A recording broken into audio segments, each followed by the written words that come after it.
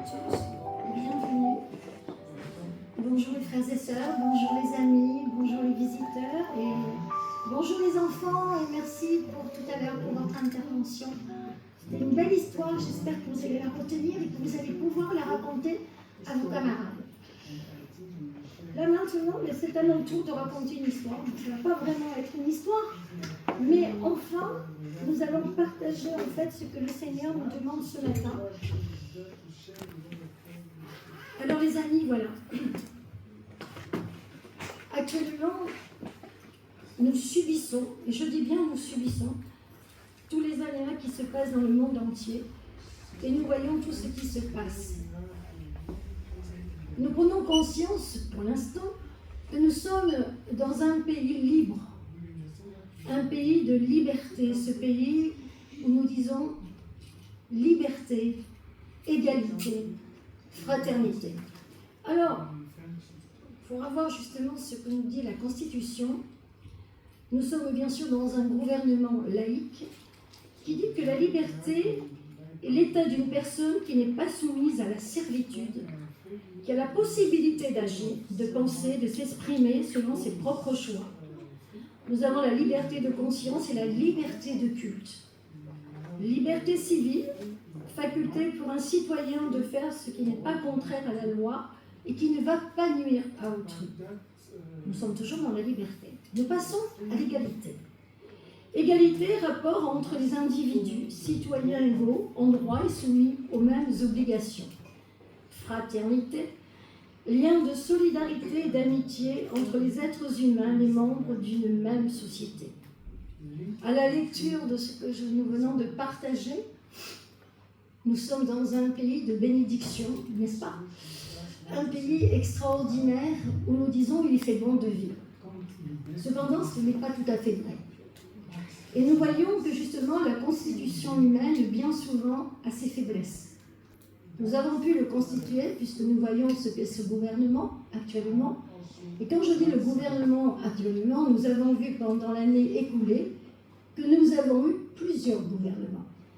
Et en fait, nous nous apercevons qu'au niveau des hommes, des êtres humains, il est bien difficile de se mettre d'accord. Il est encore plus difficile de respecter cet engagement qui avait été dit à la Constitution, donc quand il y a eu la séparation des clergés et des tiers États, 1789, il y avait eu cette révolution, et à partir de ce moment-là, on s'est dit, mais c'est merveilleux, liberté, égalité, fraternité. L'année prochaine, nous allons voter pour un nouveau président. Qui dit nouveau président, à partir de ce moment-là, il y aura un nouveau gouvernement, ministre, et puis on va recommencer. On va voir ce qui va changer. Nous voyons que les riches deviennent plus riches, que les pauvres sont encore plus pauvres. Nous voyons malencontreusement, par les actualités, ce qui se passe en France, puisque la violence est en train de s'accroître. Nous voyons des jeunes maintenant qui deviennent des assassins, des gamins de 14-13 ans qui sont malheureusement dans la drogue et même dans la prostitution. J'ai malheureusement rencontré ces personnes-là à la prison des Baumettes chez les mineurs. Et il y avait quelque chose qui m'a profondément marquée. C'est une jeune fille de 15 ans qui a été arrêtée pour, non pas prostitution, bien sûr, mais pire que cela. En fait, c'était elle qui allait dans les maisons où il y avait des jeunes filles qui étaient placées. Elle a été arrêtée pour proxénétisme, 15 ans. Et c'est pas loin, Marseille. Donc nous nous rendons compte que plus ça va, plus le monde malencontreusement est gangréné. Alors, certains vous diront, quand on voit tout ce qui se passe dans les autres pays et tout, on est quand même rassurés. Mais mes amis, il y a plein de choses qui sont en train de se passer et c'est la déroute complète. Alors ce matin, le Seigneur nous invite. Le Seigneur nous invite à chacun et chacune d'entre nous, et si nous sommes là ce matin, c'est pas pour rien, à son gouvernement. Le gouvernement de Dieu. Ce gouvernement qui, depuis que justement il y a eu cette liberté par le Seigneur, il nous dira aussi de respecter les autorités, certes, mais il faut voir dans quel cadre. Mais nous qui sommes là chrétiens, nous sommes engagés à respecter celui qui est le Créateur. Lui ne change jamais, les amis. Il est élu à vie, pour toute éternité. Et ce qu'il nous a proposé, les amis, c'est un gouvernement de liberté, d'égalité et de fraternité, de toute existence, qui n'a pas de commencement, qui n'aura pas de fin, jusqu'à ce que Christ revienne. Alors nous allons voir comment. Nous allons voir comment nous appuyer et reconnaître, pour ceux qui peut-être ne sont pas au courant, ce qu'a fait Dieu justement, pour nous amener à la liberté, pour nous amener au respect, pour nous amener à la fraternité. En cela, les amis, nous prenons Exode 20. Et dans Exode 20, nous allons voir en fait, et c'est Dieu qui va le dire à Moïse, vous connaissez tous les 10 commandements. Quand vous voyez les 10 commandements, vous vous dites, c'est un Dieu arbitraire ou pas, mais en hébreu, ça veut dire les 10 paroles. En ce qui me concerne, moi personnellement, quand j'ai découvert tout cela, je me suis dit, mais c'est beaucoup plus que ça. C'est une loi d'amour. C'est une loi d'amour. C'est une loi d'amour parce que cette loi-là, elle va nous protéger. Elle va nous diversifier par rapport aux autres. Au moment où ça a été écrit, vous savez qu'il y avait d'autres dieux. Et que Dieu va faire cette séparation avec les faux dieux. Et c'est la raison pour laquelle il va démontrer, il va délivrer son peuple d'Égypte. Il a choisi ce peuple d'Israël pour que ce soit un peuple qui puisse le représenter réellement. Ce Dieu qui n'est pas comme les autres. Ce Dieu créateur. Et c'est quelque chose d'exceptionnel. Et qu'est-ce qu'il nous dit? Il va passer par Moïse et il va donner donc les 10 commandements. Recevons ce que nous allons partager ce matin pour chacun et chacune d'entre nous, comme si nous le découvrions pour la première fois. Et nous allons voir justement cette différence entre le gouvernement de Dieu et le gouvernement laïque. Alors Dieu prononça toutes ces paroles en disant « Je suis l'Éternel ton Dieu qui t'ai fait sortir du pays d'Égypte, de la maison de servitude. » Il est déjà ce Dieu libérateur. « Tu n'auras pas d'autre Dieu devant ma face. Tu ne feras pas de statue ni de représentation quelconque de ce qui est en haut dans le ciel, de ce qui est en bas sur la terre, et de ce qui est en haut et plus bas que la terre. Tu ne te prosterneras pas devant elle et tu ne leur rendras pas ton Dieu. Je suis un Dieu jaloux. » Actuellement, dans les faux dieux, on peut y mettre beaucoup de choses. Dans l'adoration, dans les fausses statues, actuellement, ce que nous pouvons voir aussi, que nous sommes de plus en plus impliqués par les réseaux sociaux et que nous nous écartons de plus en plus de ce que Dieu demande. Et puis, il y a l'intelligence artificielle qui arrive. L'intelligence artificielle, alors, vous savez, l'adversaire, il sait bien faire. Ô combien, ô combien. Et Jésus dira, du reste, quand il est parti à ses disciples, qu'il est le prince de ce monde.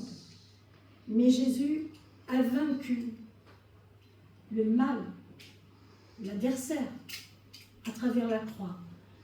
Et ce matin, nous devons garder ce cap-là, nous qui sommes chrétiens, qui le reconnaissons comme notre sauveur.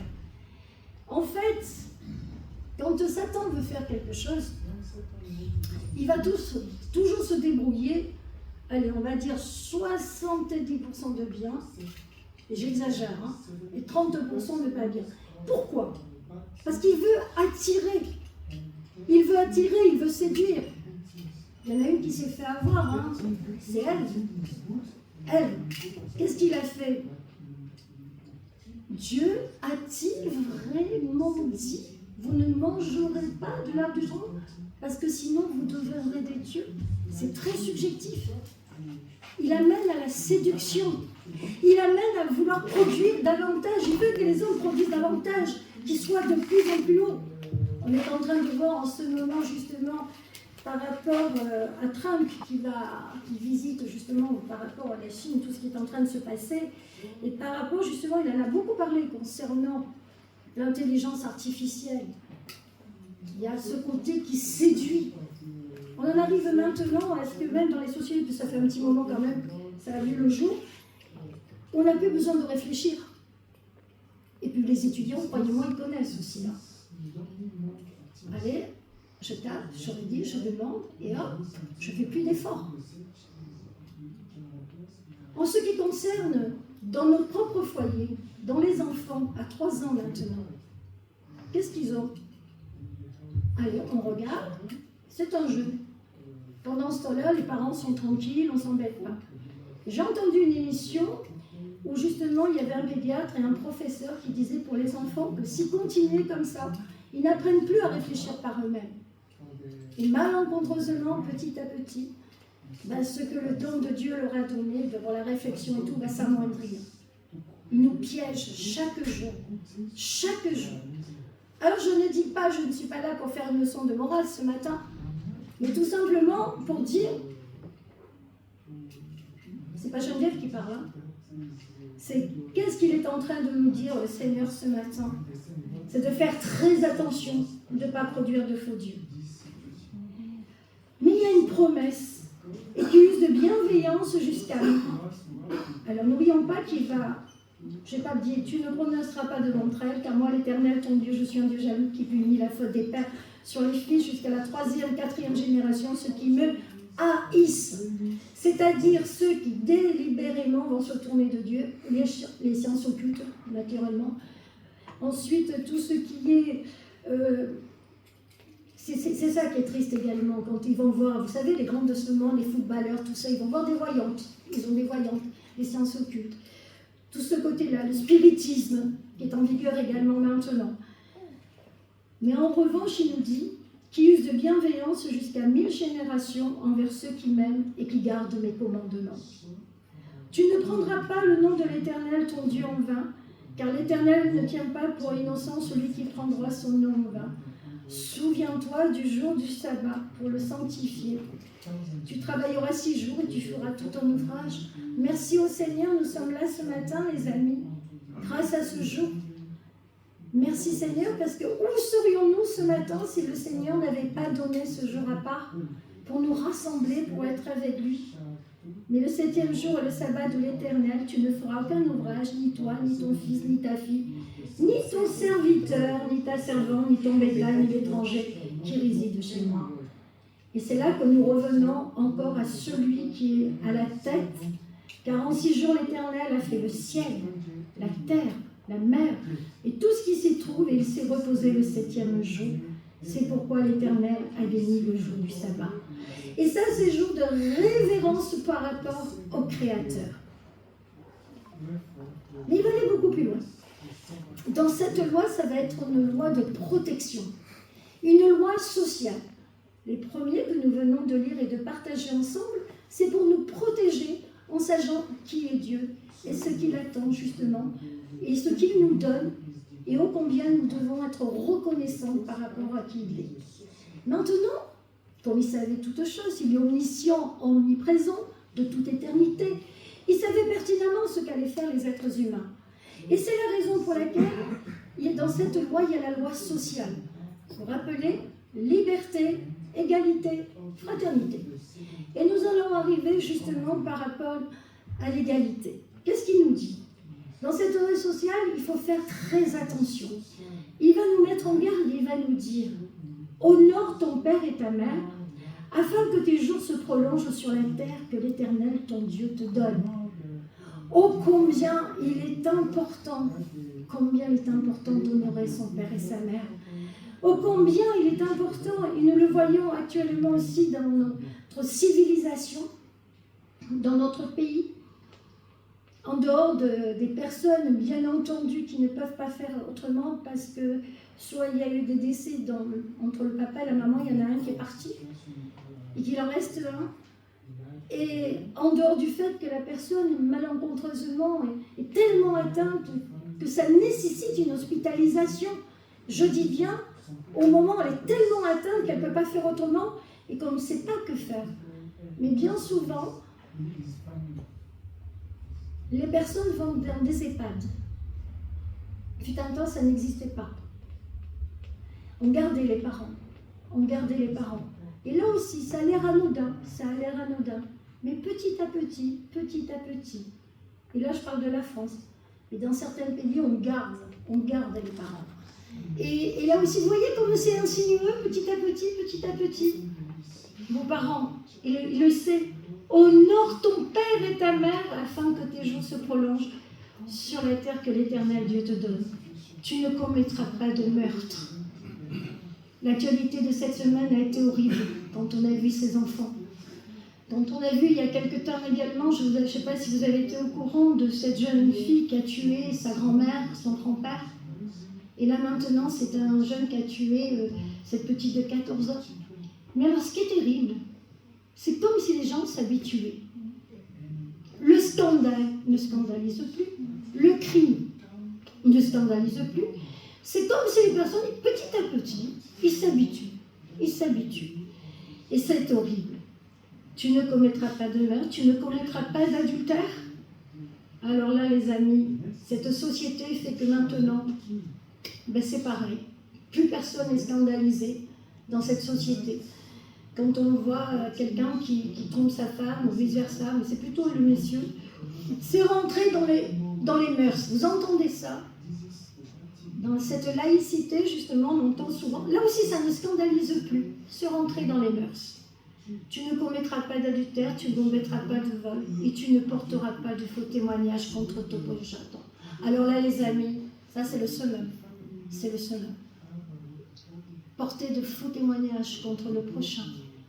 Mais ce qui est dur, c'est que malheureusement, c'est tellement rentré, et je vais dire un mot fort, très très fort, respect, us et coutumes, que même les chrétiens portent aussi des faux témoignages. La chose la plus terrible chez l'être humain, c'est le mensonge. Et par rapport au mensonge, quand on ment, on est pris dans une spirale qu'il faut que certaines personnes vont faire de faux témoignages. Donc là, vous voyez que Dieu, justement, pour cette liberté, a fait des choses merveilleuses pour nous mettre en garde et que nous restions attachés à lui. Et croyez-moi, les amis, si on met en pratique, et nous mettons en pratique, nous mettons en pratique, nous autres chrétiens qui sommes engagés avec Dieu, oh merci Seigneur, merci de nous accorder cette liberté, parce que justement, je ne trahis pas la loi sociale. Ensuite, il y a quelque chose qui est important aussi que je vais vous lire, donc c'est dans 2 Corinthiens, cette liberté où il nous est dit, 2 Corinthiens, chapitre 3 et verset 17, « Or le Seigneur, c'est l'Esprit, et là où est l'Esprit du Seigneur, là est la liberté. » Dans cette liberté, justement, si on compare par rapport au côté laïque également, on voit qu'on est en train actuellement de changer encore ce qui dit entre domaines de la loi, parce que plus souvent, il arrive des choses impitoyables. Nous avons entendu également ce qui s'est passé par rapport à cet homme qui était pédophile et ce qui s'est passé auprès des enfants, des tout petits. Et ce qui est horrible, c'est que quand il avait été arrêté, il n'avait pas fait du tout ce qu'il devait faire au niveau de la loi. Et là, on voit que la loi est encore des hommes est mal faite. Il faut que vous sachiez que quand il y a une grande peine et qu'ils sont condamnés, si le juge met une sûreté, par exemple condamné à 10 ans, mais une sûreté à 5 ans, pendant les 5 premières années, vous êtes sûr qu'il va faire exactement ce qu'il est dit. Il ne pourra pas sortir. Mais si... et c'est formidable. Seulement, où il y a le problème, comme c'est une sûreté de 5 ans, le juge d'application des peines peut intervenir et à ce moment-là, s'il y a une bonne conduite, il peut le faire ressortir. C'est ce qui s'est passé il y a quelques années pour ce monsieur. Et nous voyons ce qui arrive maintenant. Pourquoi je vous dis ça? On refait au début ce qu'on a dit les 2 gouvernements. Vous vous rendez compte comme Satan est fort? Comme Satan détourne complètement la loi et fait que malencontreusement, quand il y a des personnes immondes, eh bien on en arrive avec ce qui s'est passé actuellement auprès de ces enfants. Et pas que des enfants, les nouveau-nés également. Et là, nous voyons justement que le gouvernement des êtres humains, qui n'a rien à voir avec le gouvernement de Dieu, a fait qu'ils sont devenus laxistes. Il n'y a plus rien qui ne choque. Et c'est tellement vrai qu'on en est arrivé dans un ancien gouvernement, avant que M. Macron soit président de la République, il y avait M. Hollande. Je ne suis pas en train de faire de politique ce matin, je suis en train de rappeler des faits. Et M. Hollande, qui était à l'époque président de la République, a donc voté une loi qui a été enregistrée, et c'est en fait le Pax et le mariage pour tous. Nous avons dans la Bible ce qui nous est demandé.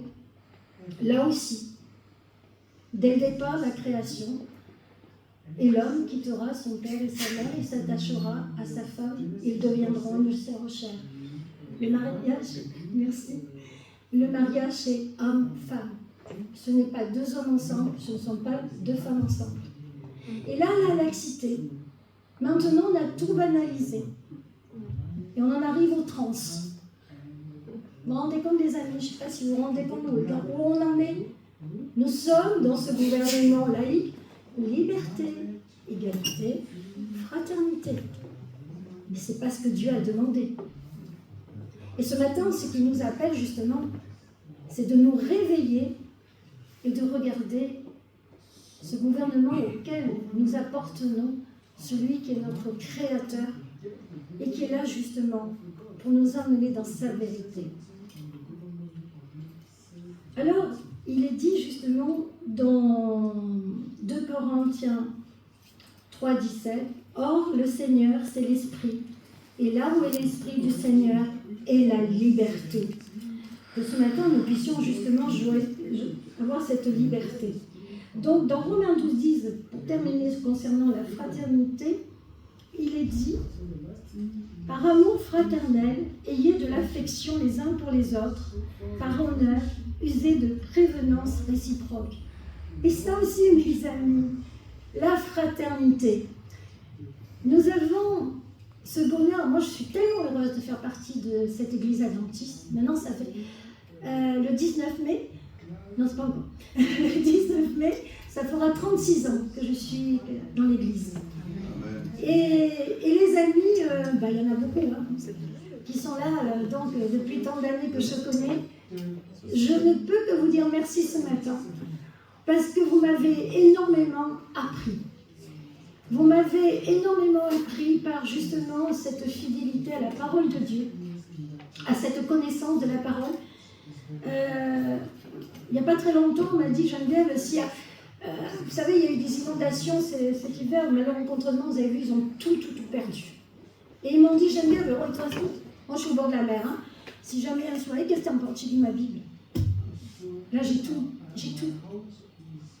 Êtes-vous conscients ce matin, sommes-nous tous conscients que nous possédons tout à travers la parole du Seigneur? Tout est dit. Et il nous demande ce matin de nous rappeler justement son existence. Alors pour revenir à l'église à laquelle je dis merci ce matin, c'est merci parce qu'on apprend l'amour, on apprend la tolérance, on apprend le respect, on apprend des tas de choses. Mais bien sûr, aucun, et certainement pas celle qui vous parle ce matin, je suis loin d'être parfaite, mais ce qui est certain, c'est qu'il m'a appris énormément de choses, le Seigneur. Et de vous voir vivre, de vous voir, en 36 ans, on voit les choses changer, je peux vous dire. Donc voilà, on a pris de l'âge, aussi, mais de voir la fidélité que vous avez eue auprès de Dieu, écoutez les amis, alors, les plus anciens, là, il y a Évariste, qui est là, parmi les plus anciens ce matin, parce que les autres sont partis en Arles. Bon, ensuite, je suis malvoyante, alors je ne vois pas tout le monde. Je crois que tu m'avais dit que ton père serait là. Oui, il est là. Il est là. Bon, oui, parce que je ne vois que comme ça. Bon, alors donc, ça va. Voilà. Féliciter Rosie, qui est l'épouse du pasteur Enos, etc. Bon, vous m'excusez, mais c'est que comme ça, je ne peux pas voir tout le monde. Hein. Voilà. Et vous m'avez fait énormément de bien. Vous m'avez fait énormément de bien et je vous en remercie. Parce que, vous savez, quand on est plusieurs, on est plus fort. On est plus fort. Et c'est ce que nous demande le Seigneur ce matin. Cette fraternité. Que cette fraternité, elle puisse justement être là, s'étendre, s'étendre, s'étendre, s'étendre. Et que chacun et chacune de nous qui sont là ce matin, et les amis visiteurs qui sont également, ils font partie du corps du Christ, ils font partie de ce même Dieu, nous puissions savoir que c'est une bénédiction d'être là, une bénédiction d'appartenir à Dieu. Donc, liberté, égalité, fraternité. Moi, ce que j'aime beaucoup, justement, je vais conclure par cela, c'est ce qu'il dit dans la vie selon Dieu. Permettez-moi de vous le lire parce que pour moi, c'est vraiment... C'est quelque chose qui vient du cœur parce que c'est la vie selon Dieu. Alors, pour ceux qui ont leur Bible, parce que je ne sais pas si ça va être projeté, c'est donc dans le chapitre 12 et ça conclut tout. Voilà. Alors, c'est Romains, chapitre 12, et on va le lire de 1 à 21. Et en fait, cela, la vie selon Dieu, concrétise ce que nous venons de partager. Je vous exhorte donc, frères, par les compassions de Dieu, à offrir vos corps comme un sacrifice vivant, saint, agréable à Dieu, et qui sera de votre part un culte raisonnable. Ne vous conformez pas au monde présent, mais soyez transformés par le renouvellement de l'intelligence, afin que vous discerniez quelle est la volonté de Dieu, ce qui est bon, agréable et parfait. Par la grâce qui m'a été donnée, je dis à chacun d'entre vous de ne pas avoir de prétentions excessives et déraisonnables, mais d'être assez raisonnable pour avoir de la modération, chacun selon la mesure de foi que Dieu lui a départie. Et là, ça nous fait penser, vous savez, quand il dit justement l'Église, Christ est la tête de l'Église, et nous autres membres, nous sommes le corps de l'Église, et il nous a donné des dons et des talents différents pour progresser dans cette union qu'est l'Église. En effet, comme nous avons plusieurs membres dans un seul corps et que tous les membres n'ont pas la même fonction, ainsi, nous qui sommes plusieurs, nous formons un seul corps en Christ et nous sommes tous membres les uns des autres. Vous rendez compte, les amis? Alors moi, il y a quelque chose quand même, il faut que je vous le dise parce que ça m'étonne chaque fois. Mais voilà, aujourd'hui, il m'est permis de pouvoir m'exprimer et de vous le dire. Pourquoi on est dispersé? Pourquoi on est dispersé? Je distingue rien, mais il y a des ombres. Hein. Aujourd'hui, on n'est pas beaucoup, les amis. Hein. Vous êtes d'accord? Ils sont partis en larmes. Là. Vous êtes OK. Bon, donc, on a toute l'église pour nous. OK? Il y en a là, il y en a là, là, il y en a là, il y en a là, il y en a là, il y en a. Puis il y en a au fond. Mais attendez, les amis, vous avez peur de quoi? Mais vous avez peur de quoi? Pourquoi? On est en train de lire qu'on est ensemble, que nous sommes frères et sœurs. Vous savez, quand on fait les réunions à la famille, les repas qui sont tellement importants, hein, par repas de famille, hein, d'accord? Je ne pense pas qu'il y en a un qui est dans le salon, l'autre qui est au bout, la cuisine. Je crois que vous êtes tous à la même table. Voilà, il y a des problèmes, hein, d'accord? Bon, mais là, ce matin, on est réunis pour la parole, pour le repas du Seigneur. Exactement. On est d'accord ou pas? Amen. Mais pourquoi vous avancez pas? Bon, maintenant vous allez me dire, on n'a pas envie de quitter nos chaînes. Bon, mais pour la prochaine fois, essayez d'y penser. C'est bien d'être. Puis vous savez ce qui est génial, c'est que plus on est devant, plus on ferme, on est là comme ça. Ceux qui viennent de l'extérieur ou qui viennent pour la première fois, ils vont venir, ils vont rentrer. Parce que quand vous êtes au fond, ils n'osent pas rentrer. Ils ont peur, je le promets. Hein. Ah, moi, je suis à l'accueil, des fois, je le vois. Hein. Ils osent. Hein, on est d'accord? Bien. Poursuivons. Mais nous avons des dons différents selon la grâce qui nous a été accordée. Si c'est la prophétie, que ce soit en accord avec la foi. Si c'est le diaconat, que ce soit dans un service et un esprit de service, que celui qui enseigne s'attache à l'enseignement. Celui qui exhorte à l'exhortation, que celui qui donne le fasse avec simplicité. Celui qui préside avec empressement, celui qui exerce la miséricorde avec joie. Et là, mes amis, écoutez bien, soyez attentifs. Que l'amour soit sans hypocrisie, ayez le mal en horreur. Attachez-vous fortement au bien. Par amour fraternel, ayez de l'affection les uns pour les autres. Par honneur, usez de prévenance réciproque. Ayez de l'empressement et non de la paresse. Soyez fervents d'esprit, servez le Seigneur. Réjouissez-vous en espérance, soyez patients dans la tribulation, persévérez dans la prière. Ô combien ce matin, nous avons été attentifs à cette leçon du sabbat qu'est la prière.